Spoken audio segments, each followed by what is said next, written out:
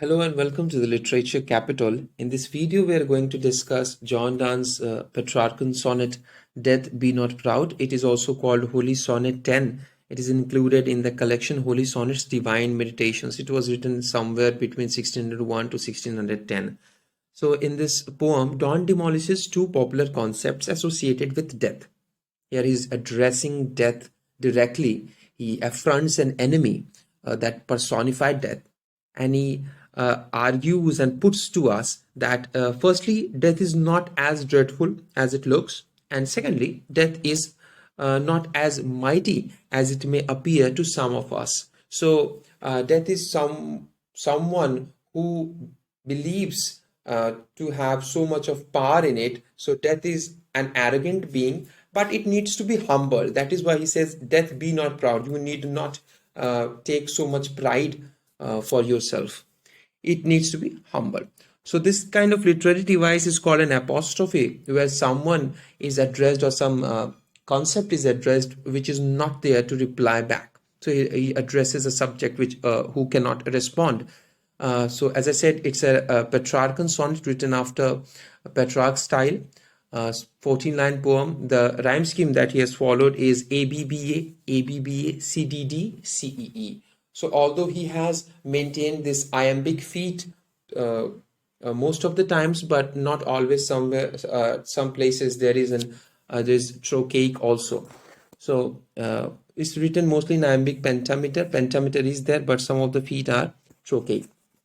So he says, "Death be not proud, though some have called thee." So he believes that death should not take so much of pride.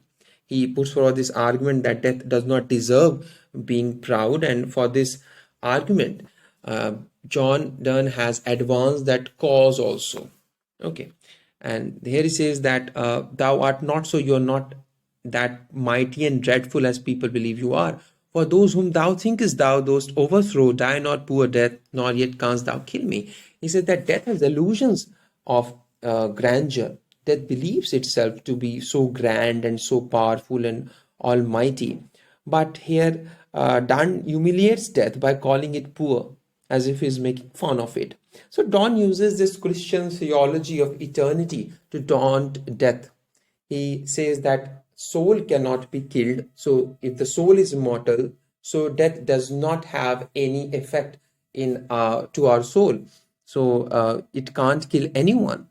So from rest and sleep, which but thy pictures be, death visually looks like someone is sleeping, someone put to rest. Okay, someone is deriving pleasure from being put to rest. He compares death to rest and sleep, and he says that one should feel pleasure instead of the pain that we associate with death. So since sleep is associated with pleasure, so we must believe that death must be pleasurable as well. Sleep is but a small glimpse of death.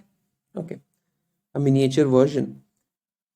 Much pleasure, then from thee much more must flow. So if it gives so much of pleasure, therefore there must be more pleasures attached to death. Since death is that longer version of sleep, so it should be many times more pleasurable than what sleep actually is. So we must start feeling comfortable about death. We should accept it whenever it comes. And soonest our best men with thee do go, rest of their bones and souls delivery. He says that the best of the men, they go early, they die pretty early in their life because they deserve that peaceful rest of death.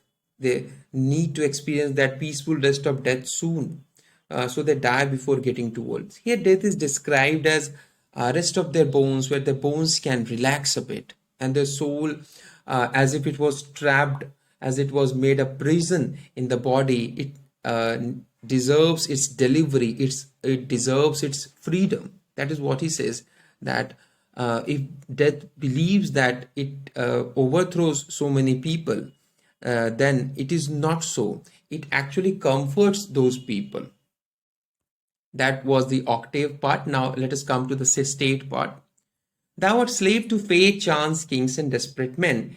Here he says that death may puff up with pride that it is the ultimate powerful being, but he says he belittles death by saying that you are ultimately a slave to fate, that someone may die because it is written in their fate. Someone may die because of chance. They may meet an accident. Uh, kings may give this command, and death has to come because king has given that command. So death is ultimately that slave to the king. And he says that desperate men also, those criminals as well, whenever criminal wishes someone to die, then death has to come. Death cannot uh, be anyone but obedient pupils to calling of such people. And those with poison, war, and sickness dwell. Here is taunting death, that it has lowly companions for itself, that it lives with, it dwells with poison, it accompanies poison, it accompanies war. So many people die in wars, and so many people die because of sickness or ailments. So death has these things to keep company with. And he says that the whole point is that one should feel power and victory over death, a feeling of authority over death. One should not submit to death. And popular charms can make us sleep as well. And he's saying that it is not only death that keeps us sleep, it is poppy. Poppy is that flower from which opium is made. Opium is an intoxicating substance. So he's saying that poppy also puts us to sleep. And charms, magical charms can also make us sleep. We can be hypnotized into a sleep, or someone may use magic or incantation to put to sleep. And then he says that you are no different and better than this thy stroke. Their action is better than you. So why are you feeling proud? Why swells thou then? So why are you puffing up with so much of pride? If there are other options to embrace sleep, and that option is even better, it is more pleasurable, then why should I go to you? One short sleep past, we wake eternally.